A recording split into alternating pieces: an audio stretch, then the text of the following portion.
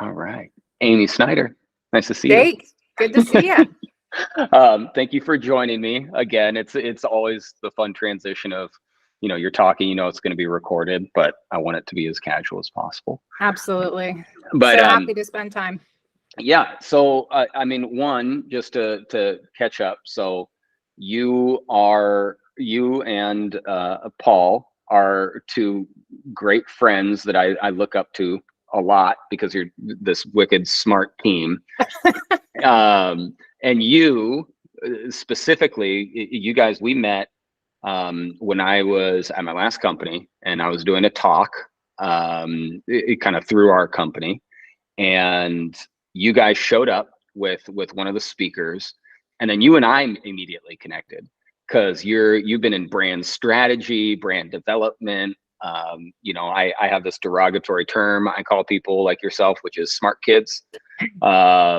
You're wicked smart and wicked experienced in this, and I've admired you from the beginning in kind of the avenues that you bring to this and in brand, because you and I connected in that we both saw it more of a science than this art that it can be misconstrued as.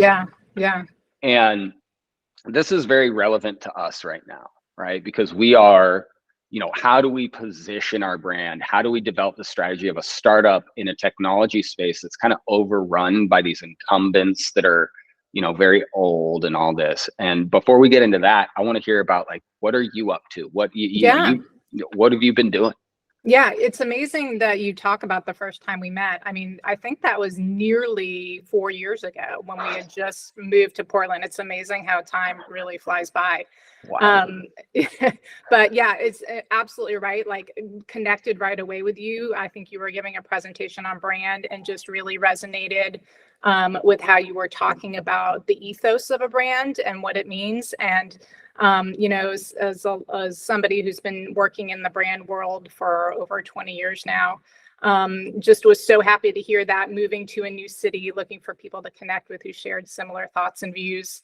And so it really, was the start of a great partnership and a friendship. And so really have appreciated getting to know you and aligning on those views. So when we first moved to Portland, as I mentioned, I've been a consultant for a lot of different companies. We were in Atlanta for 17 years, looking to find a similar type of consulting engagement when we moved out here.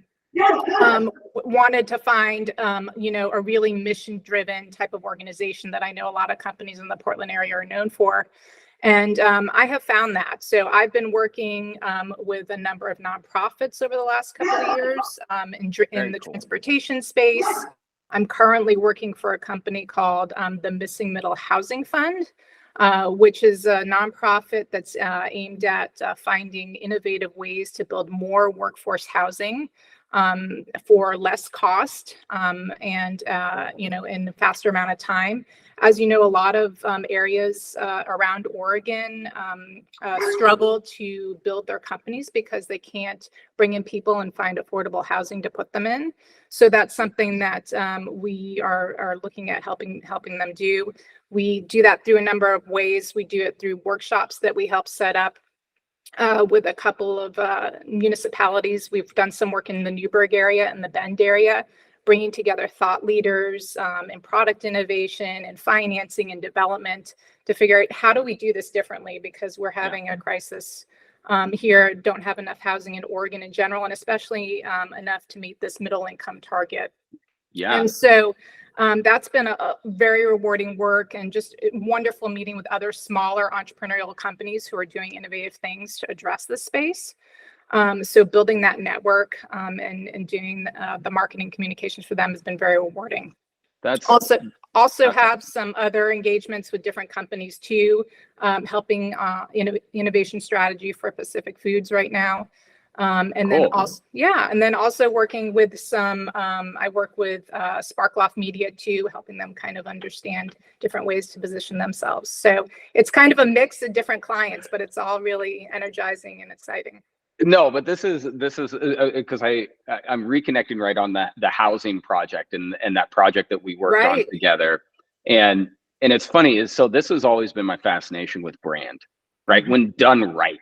and this is what you and I were talking about connecting with, is brand really is kind of that wonderful other side of the sword, right? To strictly business planning, Mm-hmm. right? And so you have your, I mean, you have your MBA, right, from a smart kid school. From where did you go? Was it Cornell or Brown? Big Red, go Big Red, Cornell. Go Big Red. Yeah. Just a little shout out right there. Yeah. But no, but like you know, it's funny is like so many people when they think of, you know, the MBA degree is, especially in startup world, is you go into finance, you go into this type of very corporate structure, right? And brand, I think, is just one of those, you know, how we used to talk about it. It's kind of a dirty word sometimes because it's so misappropriated, I think, Mm-hmm. personally, right? Mm-hmm. But really what it represents is like, I mean, at the end of the day, it's about like finding and cultivating product market fit while understanding the true business. And as a friend of mine put in one of our talks, my friend Matt Yun, who's, you know, a brilliant financial mind. Yeah. He came in and he said, you know, brand is the difference between like the cost of goods and the gross revenue. It's the delta. I remember him saying that. I watched him say that 4 years ago when we first met, I believe. Yeah, and that's what I always go back. I see him all the time. He's one of my best friends, but I go back to that because it was I thought that was a really nice way to hear it from a financial mind and from yours, right? Being the MBA, right? And not that that's your whole personality, but just like from that route and then going into the brand strategy and working across sectors, working across housing, right? From bigger development down to the municipal structures and how to fit it in. And then also CPG and food companies, right? And then services, right? Within the media and agency world that you're talking about. I think it takes a very special mind to be able to do that because it understands, like you understand both that abstract creative side and then obviously the hardcore business to-dos, right? You have to be able to read a P&L. You have to be able to read those financial statements and look at strategically, how do you develop this company in the perception of its consumers, right? In the perception of consumers while making business sense. I think it's the greatest, personally, I think it's the greatest combination. I'm a little biased, right? Because it's you and I used to be in brand, but I came from the other side. And so I'm curious, right? Like, I mean, we can get into housing and the shape of how Oregon is shaping up, putting more emphasis on manufacturing and all of that. I could also talk about some of the mistakes going on, but we'll save those for a more a drink. We'll have a drink and discuss those. Or two. or two, exactly. And which, by the way, this is the beauty of this vlog, is we can talk about this. You have to tell Paul the ranch water, the Topo Chico with tequila and tons of lime. That's good stuff. Being down in the desert in the middle of the summer. It was like a lifesaver. The perfect combo. I hear you. It is. I have to share with you guys the I'm sure you both know the white linen. I haven't heard of that. Oh, it's so delicious. It's a gin-based cocktail, but you use like a salt water to like spritz it and cucumber, and it's a very refreshing drink. Love it. You can bartend for us anytime. Done and done. Done and done. But back to kind of the, you know, the conversation about brand and really cultivating, like we're in this right now because we're talking about our PLG motions, right? Product-led growth motions, how to structure payment, trials, and value setting, right? Just like, how do we set the value of it? And I think that technology market, this is what I'm coming across, and it's very prevalent right now. So what our ultimate decision is, once we go fully to market, do we go with this freemium model that's been very fancy for a while? Do we go with a trial model, right? Or do we go with just, hey, commit to a cost? And coming from the brand side, and I'd love your perspective on this, which is coming from the brand side, I kind of anchor around this behavioral thing, which is you really do establish your value in a consumer's mind with your first touch and what you ask of them, right? And technology companies specifically have been very slow to adopt their understanding of what it is to really build a brand, because they've been at the, the pointy end of the spear for the last 30 Right. years. Right. And my theory, I have a theory, and I want to know this from your, your market and experience, and also your experience in CPG. Like, I think that technology companies are quickly evolving into the CPG type model. Yeah. Where they're more ubiquitous, right? Because engineering, especially with open AI and the ability to replicate, coding, is you're getting into a space where there's so many options. Right. And they're so easy to proliferate that you have to look at what is your really distinct value proposition to a really distinct consumer. Mm-hmm. What's your channel strategy, right? Yep. Just like you would in a CPG company of like, where are you being sold? What position in that supply chain are you on? Like, I'm trying to figure out what the digital version of an end cap is in a retail store. And no, but I think that technology is really evolving into that CPG space. And I'm curious, like, from your perspective, especially as you're looking at, I mean, housing is a whole nother industry, but looking at even at the CPG and the services space, like, how do you think that these things are shaping out? Like, are you seeing evolutions in the brand space and how people are strategically positioning and pricing things? Yeah, I mean, I think that there probably are. So, I mean, I've worked in so many industries, and I feel like whenever I approach a brand strategy project, it's always the same approach, no matter what we're talking about, whether it's homes, whether it's, food products or beverages. You're looking about what value you offer to the consumer. And I always like to think about, what job are you helping achieve? Like, what's the jobs to be done model? And it sounds like that's particularly relevant to what you're doing in the technology space. So what are you putting out there? What are you helping the consumer do with your technology? And then how do you talk about that in a way that's meaningful to them? So that's the lens I always think about, kind of always start with the consumer, what the consumer needs are, what job you're helping them to achieve. And then how do you build out a meaningful value proposition based on that? I love that. And that jobs to be done theory is one of the anchors of how we were developing brand. And the word progress can be co-opted sometimes these days. And me, I'm a very agnostic, or I try not to be misanthropic. I try to be agnostic when it comes to things. But the jobs to be done thing, I think, is so essential. And it gets down to that milkshake case study for me that Christensen did when he was developing that theory. I think that was Christensen, right? Oh gosh, you would know better than me, Jake. Okay, well, regardless, it's so universal to me. I'm not sure where it started. It's universal because it's brilliant, right? And I love that you shape it through that. Like, I'm very similar in this respect, because I have, by the way, Duncan is coming to say hi right now, if you can see his head. Teddy misses you, Duncan. Yeah. But he hears me talking. He wants to say hi. Of course. They're the best. He keeps me company. But but with the jobs to be done theory, that idea of progress, like, what job are people hiring your product or service to do? Right. And it seems like such a simplistic way of doing it, but when you look at a product specifically, I think it's absolutely brilliant. And it goes back to that old lesson. I'm forgetting the name of the person that did this, which is, you don't buy a drill, you buy a quarter-inch hole. Yeah. And it's like a more elaborate view of that, the jobs to be done, which is started with that milkshake theory, right? Which is, I think the guy who developed it, I think his name is Clayton Christensen. He's brilliant. He's well known. He's a Boston guy, like yourself. Boston. And Boston, a smart kid. And I think it was like McDonald's that hired him to sell more milkshakes. And they were doing the market analysis, looking at the numbers as they did. And then they noticed an anomaly in the numbers, which was people were buying a lot of milkshakes in the morning. Yep. And this was, late 90s. So it was pre-smoothie, like sugar and low fat was still the thing of what to do, like Jamba Juice era. No offense, Jamba Juice.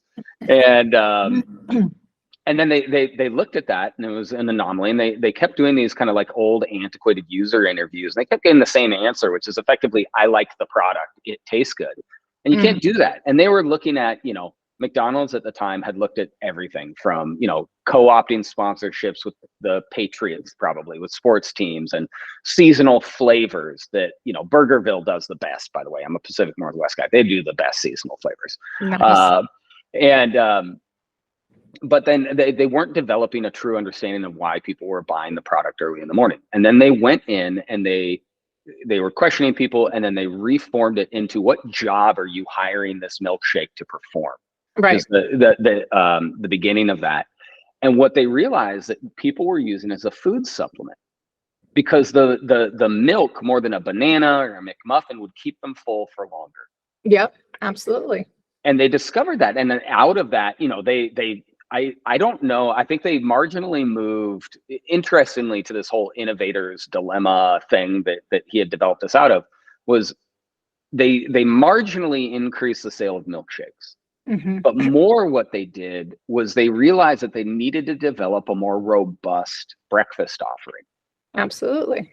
And out of that, they multiplied the revenue generation, X-fold. I don't know the numbers here, and I would be doing them a disservice. But they were able to do that and really look at, hey, the company hired you to sell more milkshakes, which ultimately was a mechanism of, hey, how do we generate more revenue through things we're selling on the menu? Yeah. And they were allowed the freedom to say, hey, while you are trying to sell more milkshakes, a third of your milkshakes are being sold in the morning, and we actually think that you can increase the revenue in that factor by X number. And they were able to do it. Yeah. And for us, we're getting into this space. Like, we are truly, as I'm giving the shtick to people, we're fixing copy and paste. And it's like my Dr. Evil moment. I tell people, it's like, oh, he invented the question mark. And it's like, oh, they're fixing copy and paste. But really, it's that broader, ubiquitous, how do we sell more milkshakes? And for us, it's, after going down that very fundamental rabbit hole, it's, we basically said, is like, listen, I can make a very solid case that copy and paste is responsible for $1.5 trillion of loss every year within knowledge work and small businesses. Because what it does effectively is it creates the data silo that you get lost in. It creates the context switching that you constantly have to do when I'm working in one doc, and then I link, and then I put it in Slack, and then I have to, figure out what somebody said there, and then go to the comments section. It's like, it all starts with copy and paste. Yeah. For us, right? That's our milkshake job, is like, we identified it, but now we're looking in and say, hey, we're really challenging some incumbents with this. We are really looking for, like, hey, we have re-engineered this in the other direction, because, good timing, it's better to be lucky than good sometimes. And with that is great, but that's a big problem. Yeah. It's a big problem for a lot of people. So we have to focus, and we have to focus in on, okay, what are the core use cases where copy and paste blows up a market effectively, right? And so with that, it's like, oh man, we have to take this huge macro look, narrow it down to the seed of a core problem, and now build it back up in a very specific wedge to get our traction. And I love the jobs to be done theory that you brought up, because that's at the core of it, right? So great. Now that we've identified the job, what are the next steps? Absolutely. And I think not only is it a helpful tool for innovation and understanding the lens with which new products and platforms can evolve, but it's also helpful in informing the consumer journey process as well. So kind of, what are the steps people are taking to solve this job? Not what the end result is, but what are the steps they're taking? And so that informs another strategic angle about how do we create the optimized consumer journey for people to get there. And that's probably something that's also very, important for your business as a technology company. Kind of, what are the ways, what are the tools that we're giving to people, and how are we helping them get to this end result? So those are kind of two areas that I really like the jobs to be done theory to inform. So I'm curious with that, right? Where do you find, like, when you're implementing this, right? Because I've known you for a while, and you have that great blend of being personable enough that you can deal with, you know, the more the complicated people in the room. I'll call them euphemistically. Yeah. But and then you can kind of get into the real factors that you need to address.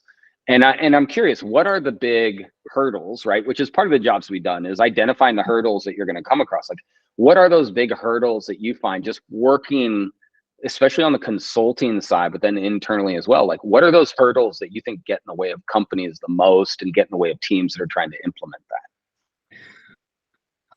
That's a big question. I mean, you know, hurdles, a lot of the times it's just kind of team alignment, internal alignment.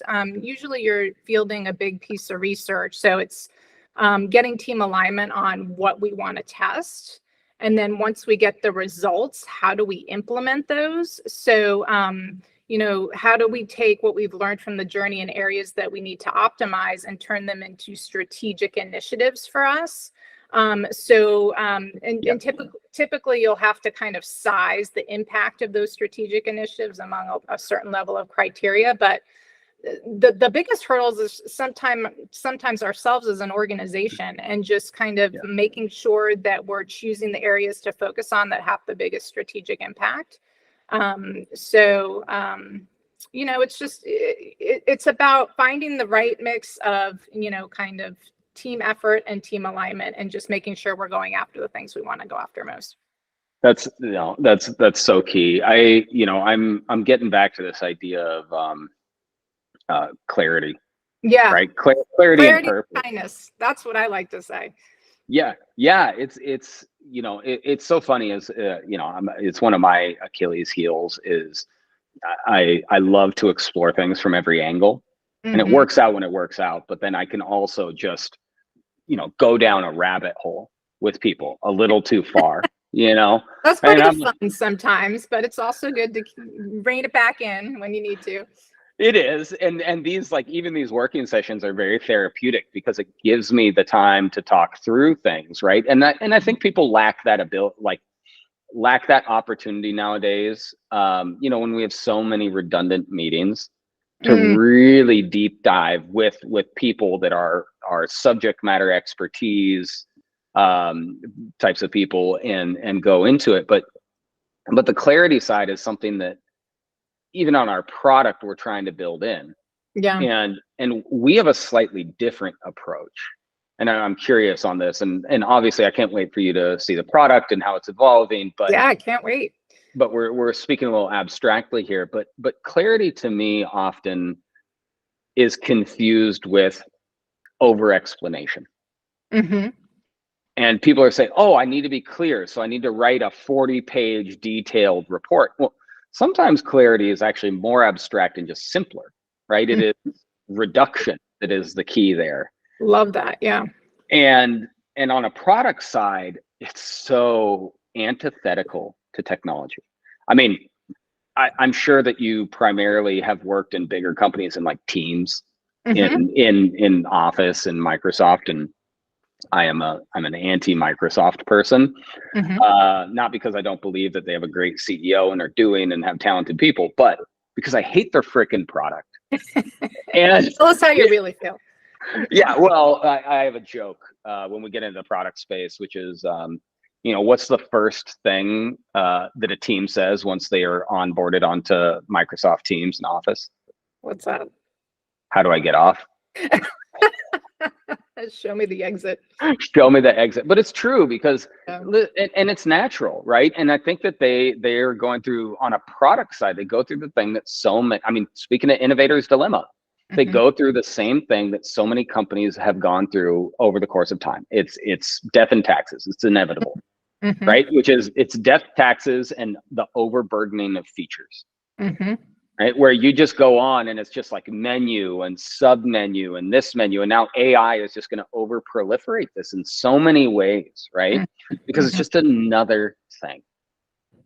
And for us, I actually joke that it's more like we're trying to go more the Apple way, which is like, how do I prompt myself with these really quick signals to be simpler, to Yeah. be, on the product side. And so for us, it's like, okay, great.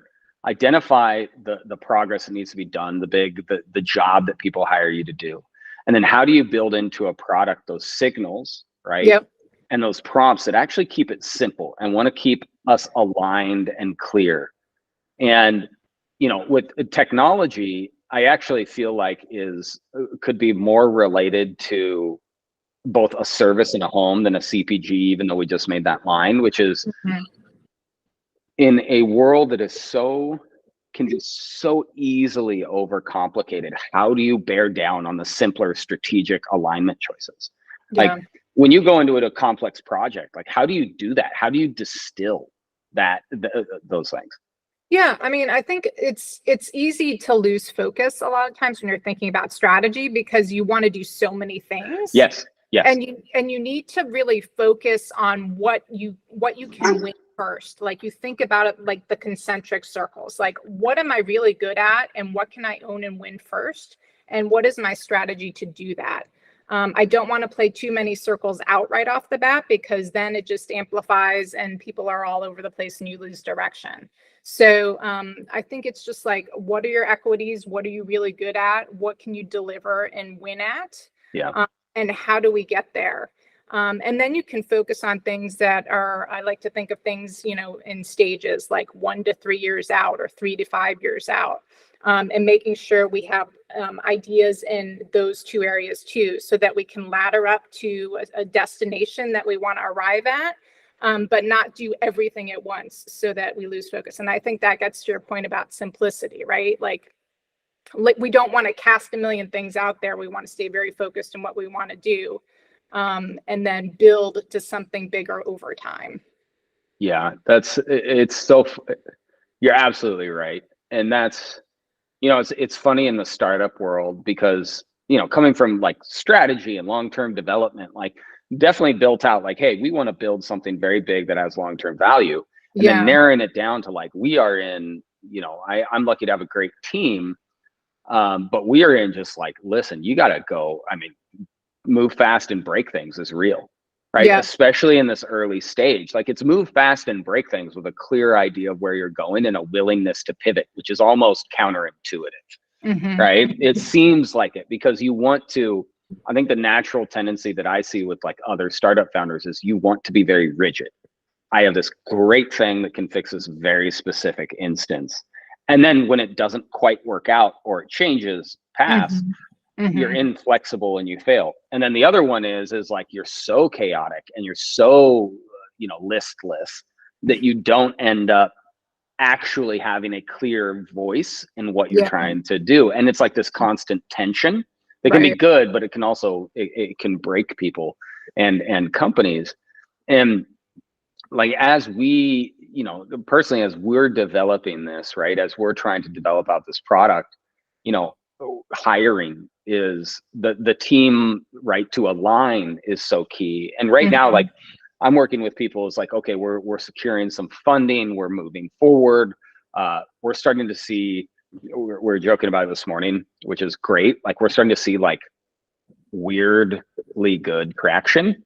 Because we haven't done any Weird. marketing, but yeah, well, we It's haven't done any planned. marketing. No, it is planned. Like I have a strategy for this that is very antithetical to the technology community. Because if you talk to a VC, Mm. they're like, just make it free and get out of the user's way and worry about profitability later. And Mm.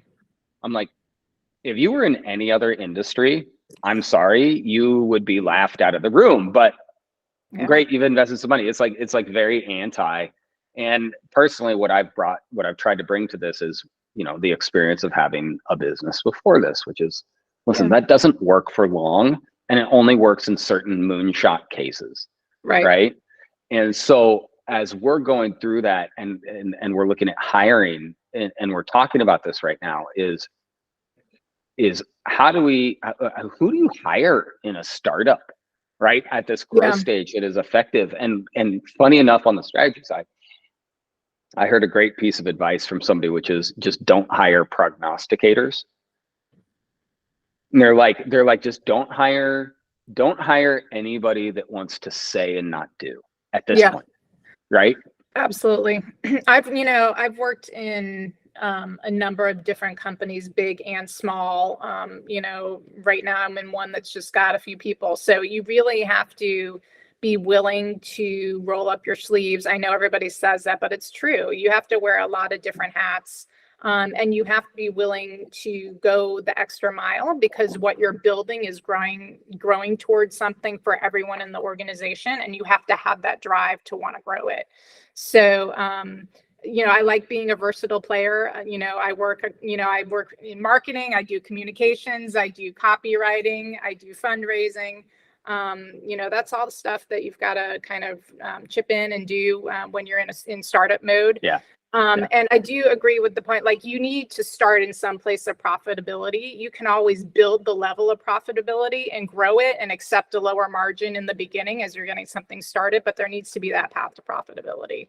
Yeah, there has to be. You have to have the business in mind. And I feel like so many people, I think what I'm running into is like a cultural difference in building a business and tech that has just existed in technology, especially venture-backed companies, for so long. And I had a great discussion very early on with this, brilliant person in the market that a friend of mine had introduced me to. And he's like, listen, there's a lifestyle business and there's a venture business. Right. And it's like, the lifestyle business is going to, get you the new car and the new phone and maybe the beach house eventually. Right. And like, if you're successful, and it'll generate some revenue year over year. And then there's venture, which is like, your goal is hyper growth, rocket, etc. And that was fine and good. Yeah. A year and a half, 2 years ago. And then the whole market shifted. And it's so funny. To me, it's funny to watch, because you see now the venture capital firms that are sitting on a lot of quote unquote dry powder money, collecting their percentage returns. Yeah. Right. And listen, they're having to do that because they want to make sure that their portfolio companies that they've invested a significant amount of their LPs money into have enough to get through this market. Right. And who's to know next year and everything going on. And there's a lot of like ominous factors right now going on. Right. And so they're going through this, right? So I listen, I get it. I am truly empathetic to the place that they're in and trying to be rigid about it. But it's also that there's a tide pulling back in the markets, right? Where it's like less money, more traction, and you're seeing like who's swimming and who's floating and whose feet are stable. And so like, I think it's an advantage for us because we always approached it as, hey, let's count on less of a multiple and let's get a path to revenue quicker. But then there's the decisions that you make in this growth factor, which is, hey, we have to understand this big problem, right? We have to solve a big problem for it to be worth it. And then we have to narrow that focus to get that initial traction, improve the product market fit to help us try to gain really rapid growth. But while making decisions, to your point about making strategic choices early on while moving fast that are going to get us closer to revenue, right? To the brand part, like the net gains. And it's really interesting in the startup mode because it's not when you're inventing something new, it's different than I'm becoming another provider in an existing space. And it, and it's like, I personally, Amy, I cannot wait until we can really talk about brand and like the voice, because we have it and I'll talk to you about it, but it's like, we are going very anti-brand. We are going not like anti-brand, but like anti-hero brand. Because I just see the market and I see how just, again, ubiquitous and shaped by the old world and how uninteresting they all are. There you go. Have you? Seriously, Amy, okay. Like let's talk about the food space. And maybe housing's actually very similar to tech, Yeah. right? But you see some of it in some of the housing project, and it's like it's very much, food, clothing, shelter. Like, hey, we know the market. We don't want to push too many boundaries. But in CPG and in brands like consumer product goods, apparel and food and um you see people that are willing to push boundaries. My favorite is Liquid Death. I always talk about it. Oh, I talk about them all the time. I think they're doing an amazing job of pushing boundaries. I used to work on Dasani, Yeah. so in Okay. the same space. And so, working for a company like the Coca-Cola company that owns Dasani, talking about things, water from a very basic level, refreshment, Yes. sure. And then looking at what Liquid Death is coming out and doing, and not even really talking about water. I mean, it's like a whole different energy and vibe that they're bringing to something as simple as bottled water. I think it's absolutely genius. I do too. Okay. Yeah. Okay. I'm so glad you worked on Dasani, and I forgot about this because we Yeah. have to go down this rabbit hole right now. Okay. Yeah. Because I seriously, I think they're doing amazing things. And I've probably said this on my working sessions a dozen times now, because I think there have been 4 great brand differentiation campaigns, like industry differentiation campaigns of the last 40 years.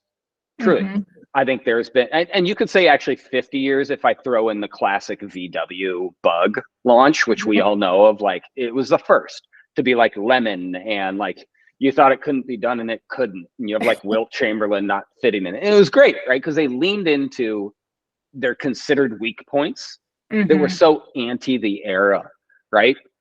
And then I think it's Apple, Yep. 1984 into the 90s, right? Which took the hyper nerdy science to like creative and breaking the boundaries. And that's, everybody, I'm an Apple fanboy from the Apple fanboy era. So that's everybody Love thinks that Apple. way. Love Apple. Nike. And what they did in the 90s specifically of like let's just talk about women's sports for the first, Yeah. yes, Nike on running and talking about the athlete, not the shoe, was great. But then what they did with championing women's sports and culture is groundbreaking. We're lucky, by the way, we have one of our advisors, Nancy, she was like responsible for that in the 90s and early 2000s. She's the best, right? I shout out to Nancy. And then further on, I thought Tesla. Tesla did, say what you want about the guy for now, but I used to talk about this all the time. I was like, I would buy an electric car if it wasn't a Prius. And I remember like early Prius friends, it's like, listen, I don't want a Prius. I don't want that, whatever that is. And I'm from Portland, right? It was like Subarus and Priuses. Like that's what you drove. And it's like, we were a Jeep family, but I just didn't want that.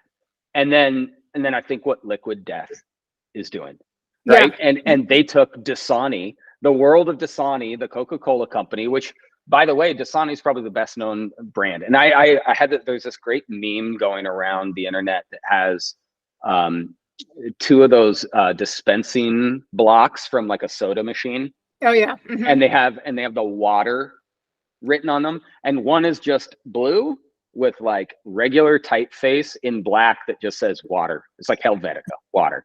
And the other one is like italic, and it's got a wavy background and it says water in like thinner type. And it was a great thought exercise because one you just read is water, and the other one you read is water. Yeah, exactly. That's how basically all those big water brands are differentiating themselves. There's not a whole lot of differentiation, right? There's not. And this is what Liquid Death, and I want to hear your perspective on this, because you saw it from the deep side of like, you're deep diving into the minutia of like italic and wavy and what shade of blue. Yeah. And you're using and like using the same, like, hey, we're refreshing, but how do we say refreshing in a different word? And then Liquid Death comes in and they have a skull, and they're called Liquid Death, the opposite of refreshing. It's like, if you drink this, you're going to die. And it looks like a beer can. And like, Okay, I just want to hear, sorry, after that diatribe. Well, I mean, look at this is the difference between a big company and an entrepreneurial company, right? Yeah. The Coca-Cola company would likely never, entertain doing anything campaign wise that is that risky, that out there, that category redefining.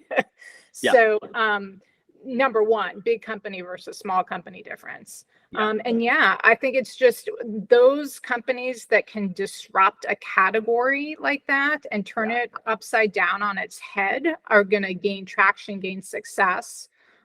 It's hard to do in a category like water. I mean, it's an essential basic need. It's obviously a growing category, bottled water, everybody's drinking bottled water. But finding a way to tap into something different that makes it more attractive, that makes people think about it and look for it on shelf. We talked about water as kind of immediate consumption and future consumption. So there's you either are going into a store and wanting to quench your thirst immediately and finding something on shelf that you want to purchase, and just being able to have that mix of like thinking about it, a planned purchase, and going into a store and recognizing a brand immediately, that's a magic sauce. Like that's really cool. I love that. I bought a Liquid Death armless Palmer the other day, and it's like, I love it. We're from an Arnold Palmer drinking family. Like, my dad's not a drinker. So like he, iced tea and lemonade, and they had their version. I got to try it. And it was like a tall boy. And I feel like I'm going to get pulled over for drinking it, which is exactly the point. Right. And the other part that we're relating it back, right. And in this category disruption, Mm-hmm. I had this big aha moment myself when I was looking at all these tools, and and we're going in and it's like, well, why are you different than this? And why are you different than this? And it's like, well, I can get into the technical side, but regardless, really, like, and this is the CPG thing that I talked about in the beginning, why I think it's leaning towards CPG. There's a lot of brand, market, and category differentiation that you have to do. And my big realization, this is my big realization. I love your feedback on this, right? Because you have to use the tools that we're disrupting all the time. And so do, half of the world's population, right? Does. Mm-hmm. Or of the developed world does. I kept thinking like, man, and I looked at the numbers, right? I studied these markets and I was like, okay, if I look at myself as a child who I'm that weird age where I like lived before the internet and after it. Mm-hmm. I grew up right on the cusp of like what my dad and I were talking about, like the first computer we had that had 2 floppy disks. One had the program. Yeah.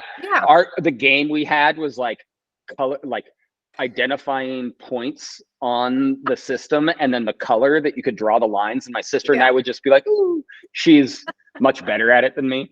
I waited for the Oregon Trail to come out to really get obsessed. And, but we were talking about like that era, right? And so for me, for our generation and above, these types of productivity tools slowly got built into our lives, but we still are very analog, and mix those two. But younger generations, it's something like of people 35 and younger, every single person uses these types of tools every day. Yep. Every day. Right. I mean, your 2 daughters, right? They use some form. They give it to me, man. I mean, I hear all the time how my typing techniques are so antiquated. They're like, Mom, you can actually, type with 2 thumbs on a phone. Sitting there like that. So they give it to me all the time. But it is so interesting to see the difference in the new generation growing up and just how quickly they adopt things. It's really amazing. It makes you think about what things are going to be like when they're, my age. What's going to be the technology driving the next generation? Like, it's going to happen. There's going to be some big differences. And that's exactly it. And I think it's like, okay, so aside from adoption, right, is like the next step of that is looking at the behavior that comes from innate adoption. When it is just ubiquitous, right? The tools are just ubiquitous. They are no longer like what I think the older generation, I run into this with like VCs. The older generation sees it as, oh, I do my stuff and then I have my word processing and I have this. It's like, no. This is like a pen and a pencil now. this just is. These tools just are. And the little innovations of the last 15 years of a canvas, a digital canvas, a task management, a IM service like Slack or IM, right, or Teams. These are just what we do. They are not add-ons anymore. They are a part of our universe. And so for us, so great. So let's get over that assumption first, which is a hurdle for some people because they don't look at the new behavior of the younger generation. The next part is coming to the realization that all of the, like, that's not just tech people.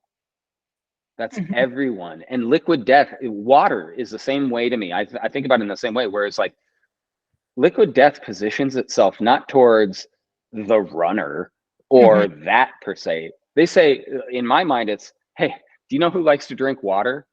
All the punk bands and the skateboarders and, you know, everybody else drinks water. And that's actually a larger portion of the population. For us, it's like, you know who uses productivity tools and needs it?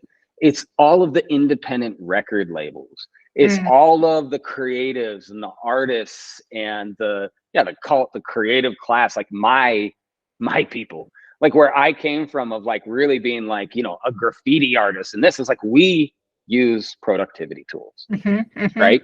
And nothing like is like, you know what, the last company I want to go to, as you know, or my friends do on their independent label that do X music, Microsoft. Frankly, like they don't associate with the productivity metrics and improvements of Microsoft.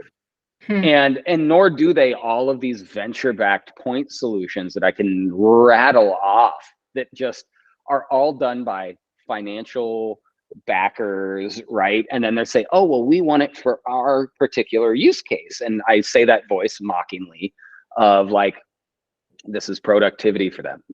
And what we're saying, and what I can't wait to come out with, and like we're already starting to adjust, is like, listen, and hence these even working sessions, the entire generation uses these tools, and not everybody wants to work for Google and Microsoft, and not everybody wants to be 2008 Mark Zuckerberg. Right. Right? Like your daughters, right? I guarantee they don't look up to the technocrats of the last generation. And this is shifting, and there is no product built or positioned for them that still lets them do the core things they want to do. Yeah. And I think you're right. I think like this new generation, they're going to be looking for those smaller opportunities to really make their mark, right? Like, I think you're right. I think those big established tech companies are becoming almost like, you know, Big brother. Yeah, exactly. They're desiring something new and fun and engaging that meets their needs. And it's all about meeting the needs of the upcoming generation. So, yeah, it's really interesting. I can't wait to see how things are going to play out. Yeah, we are too. I know you have to go. We are on that time limit. You got to call. Amy, thank you so much. We are going to do this again because I want to get into it. But when I'm up in Portland, we're definitely going to have some drinks and do the whole thing. But thank you. I really appreciate it.